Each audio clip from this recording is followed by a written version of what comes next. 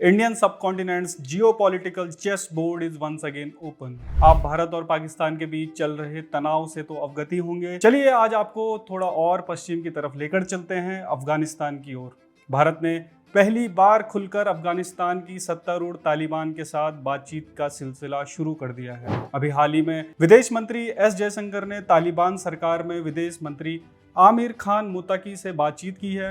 ये बातचीत ऐसे समय पर आई है जब भारत और पाकिस्तान के बीच एक सैन्य संघर्ष चल रहा है।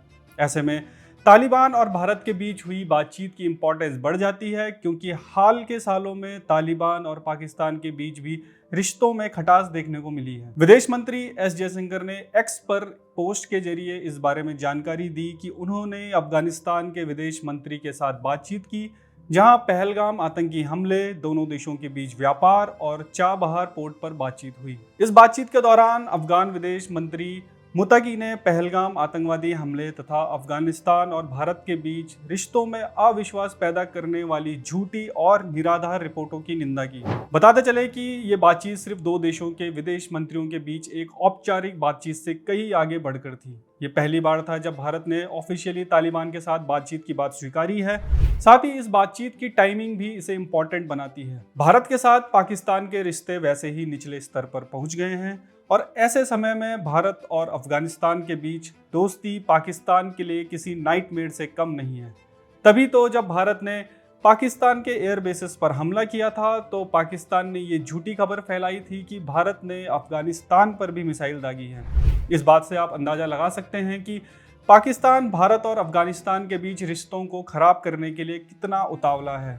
और ये उतावलापन इसलिए भी है क्योंकि पाकिस्तान हमेशा से ही अफगानिस्तान में स्ट्रेटेजिक डेप्थ ढूंढने की कोशिश करता रहा है। मतलब कि पाकिस्तान की ज्योग्राफी ऐसी है कि उसके पास लंबाई तो है लेकिन चौड़ाई नहीं। उसके प्रमुख शहर, मिलिट्री इंस्टॉलेशंस और इकोनॉमिक सेंटर्स भारत की सीमा से महज 100 किलोमीटर की दूरी पर ही स्थित है। पाकिस्तान का डिलेमा ही ये है कि अगर भारत कभी हमला करेगा तो उसके ये शहर ताश के पत्तों की तरह गिर जाएंगे और इस दौरान उसकी सेना को रीग्रुप होने के लिए डेप्थ चाहिए होगी। और ये डेप्थ पाकिस्तान अफगानिस्तान में ढूंढता है और उसकी कोशिश यही रहती है कि अफगानिस्तान में उसकी पकड़ हमेशा बनी रहे। पाकिस्तान का ये डिलेमा ऑपरेशन सिंदूर के दौरान भी सामने आया। आपने देखा ही होगा कि महज कुछ घंटों में ही उसके कई इंपॉर्टेंट एयर बेसेस तबाह हो गए थे। इसीलिए पाकिस्तान कभी नहीं चाहता कि भारत और अफगानिस्तान कभी भी एक दोस्त की तरह साथ आएं। यही कारण है कि जब साल 2021 में तालिबान अफगानिस्तान की सत्ता पर काबिज हुआ था तो पाकिस्तान जश्न में डूब गया था। पाकिस्तान का मानना था कि तालिबान उसकी कठपुतली है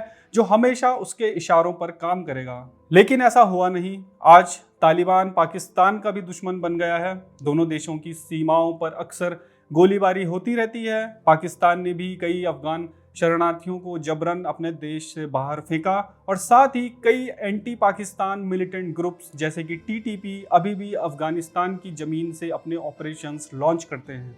इसके अलावा कुछ दिन पहले भारत और अफगानिस्तान के बीच एक और इम्पॉर्टेंट डेवलपमेंट हुआ था। एक शीर्ष तालिबानी नेता मुल्ला मोहम्मद इब्राहिम सदर, जिसे तालिबान के सुप्रीम लीडर अखुंजादा का राइट हैंड मैन भी कहा जाता है, ने भी भारत का दौरा किया था। इस दौरे की डिटेल्स वैसे तो गोपनीय रखी गई थी, लेकिन इब्राहिम सदर तालिबान का डिप्टी इंटीरियर मिनिस्टर है, जिसे एक कट्टर पाकिस्तानी विरोधी माना जाता है। कुछ महीने पहले जब अखुंजादा और सिराजुद्दीन हक्कानी के बीच टकराव बढ़ा था तो उस समय इब्राहिम सदर के पास ही इंटरनल सिक्योरिटी की जिम्मेदारी आई थी। सदर भारत क्यों आए थे? वैसे तो इस पर दोनों देशों की तरफ से कोई जानकारी सामने नहीं आई है, लेकिन सूत्रों के अनुसार सदर की यात्रा भारत अफगानिस्तान संबंधों को मजबूत करने की दिशा में हुई थी। लेकिन विशेषज्ञों का मानना है कि इस यात्रा के पीछे कुछ गहरा राज छिपा है।